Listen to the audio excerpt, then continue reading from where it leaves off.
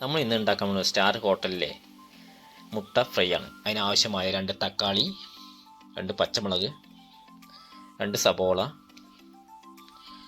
കുറച്ച് വെളുത്തുള്ളി ചെറുതരിഞ്ഞത്, ഇഞ്ചി ചതച്ച് വെച്ച് കുറച്ച് കരിവേപ്പില, സോയ സോസ്, ചില്ലി സോസ്. ഒരു കടായി നമ്മൾ അടുപ്പിലേക്ക് വെച്ചിട്ടുണ്ട്. അതിലേക്ക് നമുക്ക് കുറച്ച് വെളിച്ചെണ്ണ ആഡ് ചെയ്യാം. വെളിച്ചെണ്ണ നന്നായി ചൂടായ ശേഷം അതിലേക്ക് നമുക്ക് കടുക് ഇടാം. കടുക് ഏകദേശം പൊട്ടിയ ശേഷം നമുക്ക് 1 ടീസ്പൂണ് പെരിഞ്ജീരകം ഇടണം. പെരിഞ്ജീരകം ഇട്ട ശേഷം പൊട്ടിയ ശേഷം അതിലേക്ക് നമുക്ക് ഇഞ്ചി വെളുത്തുള്ളിയും ചതച്ച് വെച്ചിരിക്കുന്ന നമുക്ക് അതിൽ ആഡ് ചെയ്യാം. അതിന് ശേഷം നന്നായി പച്ചക്കുത്തൊക്കെ മാറിയ ശേഷം നമുക്ക് അതിലേക്ക് നമ്മൾ അരിഞ്ഞു വെച്ചിരിക്കുന്ന ചെറിയ സബോള അതിലേക്ക് ഇടാം.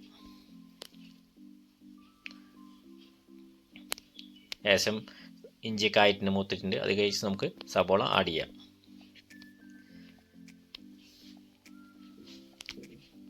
സബോള ആഡ് ചെയ്ത ശേഷം നമ്മൾ കുറച്ച് അതിലേക്ക് ഉപ്പ് ഇട്ട ശേഷം നന്നായി ഇളക്കുക. അപ്പോൾ പെട്ടെന്ന് നമുക്ക് അത് വാടിക്കിട്ടും. നന്നായി മൂത്ത ശേഷം നമ്മൾ ചെറുതായി അരിഞ്ഞു വെച്ചിരിക്കുന്ന പച്ചമുളക് അതിലേക്ക് ആഡ് ചെയ്യണം.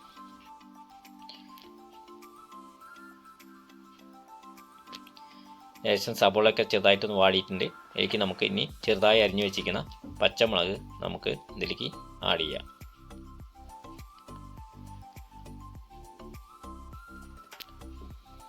അതിനുശേഷം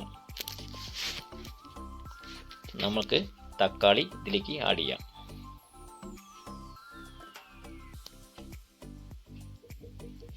തക്കാളി ഇട്ട ശേഷം ഒരുപാട് ഉടയണ്ട.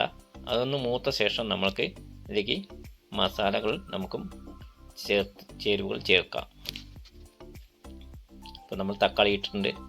ഒന്ന് ചെറുതായിട്ടൊന്ന് വാടിയ ശേഷം നമുക്ക് ഇതിലേക്ക് മസാല ചേർത്താം.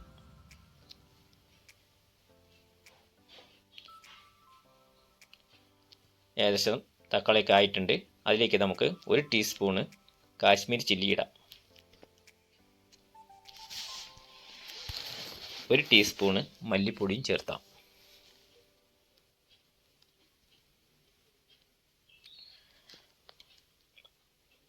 ഒരു 1/2 ടീസ്പൂണ് ഗരം മസാല ചേർത്താം.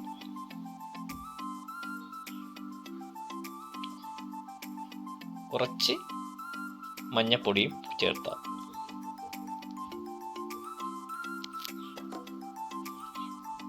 അതിനുശേഷം നമുക്ക് അതിലേക്ക് 1 ടീസ്പൂണ് കുരുമുളക് പൊടി ചേർത്താം. അത് എരിവിനനുസരിച്ച് ഇട്ടപ്പോൾ ഞാൻ 2 മുട്ട എടുത്തിരിക്കുന്നത്. അപ്പോൾ അതിനനുസരിച്ചുള്ള മസാലകളാണ് ഞാൻ ഇട്ടിരിക്കുന്നത്. നിങ്ങൾ ഒരു വീട്ടിൽ 5 പേരുണ്ടെങ്കിൽ അതിനനുസരിച്ചുള്ള മസാല നമ്മൾ ഇതിൽ ചേർത്താം.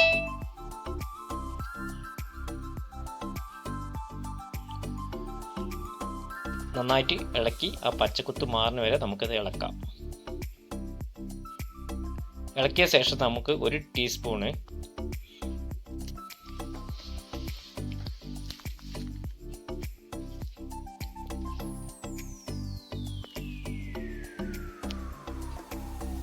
ഏകദേശം മസാലയൊക്കെ ആയിട്ടുണ്ട്.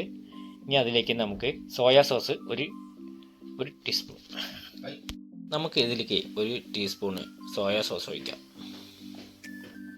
അതിനുശേഷം 1 ടീസ്പൂണ് ചില്ലി സോസും ഒഴിക്കാം. ഇതിന് എല്ലാം കൂടി ഇളക്കി നന്നായി ഒരു ജോയിൻ്റേക്ക് നല്ല ഒരു ടേസ്റ്റാണ് ഇത് നമുക്ക് കിട്ടാൻ പോകുന്നത്. ഈ സ്റ്റാർ ഹോട്ടലിലൊക്കെ നമ്മൾ പോയി ഭക്ഷണം കഴിക്കുമ്പോൾ ഒരു മുട്ട ഫ്രൈ വരുമ്പോൾ ഇതൊക്കെയാണ് ചെയ്ത് തരുന്നത്. നന്നായി ഇളക്കി ഒന്നും കൂടി ഇതാക്കാം. അതിനുശേഷം നമുക്കതിലേക്ക് കുറച്ച് കരിവേപ്പില ഇടാം. ആവശ്യത്തിന് ഉപ്പിടാം.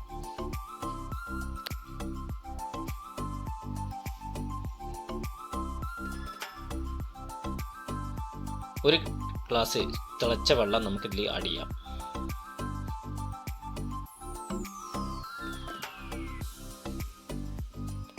ആഡ് ചെയ്ത ശേഷം അതൊന്ന് വെള്ളം വറ്റുന്ന വരെ നമുക്ക് ഇളക്കി കൊടുക്കാം.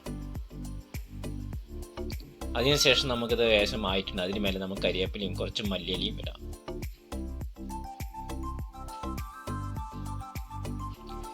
ഏകദേശം നമ്മുടെ ഐറ്റം ആയിട്ടുണ്ട്. അതിലേക്ക് നമുക്ക് മാറ്റി വെച്ചിരിക്കുന്ന മുട്ട അതിലേക്ക് ഇടാം. മുട്ടയിട്ട ശേഷം എടുത്തിട്ടുണ്ട്. ഇത് നമുക്ക് ചപ്പാത്തിനോടെയും അത് പൊറോട്ടൻ്റെ കൂടെയോ അല്ലെങ്കിൽ ചോറിൻ്റെ കൂടെയൊക്കെ കഴിക്കാൻ നല്ലൊരു ടേസ്റ്റാണ്. കുട്ടികൾക്കാണെങ്കിലും വലിയവർക്കാണെങ്കിലും ഒരുപാട് ഇഷ്ടപ്പെടുന്ന ഒരു ഐറ്റമാണ്. ആ മധുരവും ഒരു പുളിയും എല്ലാം കൂടി ഉണ്ടാക്കി നോക്കുമ്പോൾ അതിൻ്റെ ഒരു ടേസ്റ്റ് മനസ്സിലാക്കാൻ കഴിയുള്ളൂ. ഇതാണ് എൻ്റെ ഇന്നത്തെ മുട്ട ഫ്രൈ.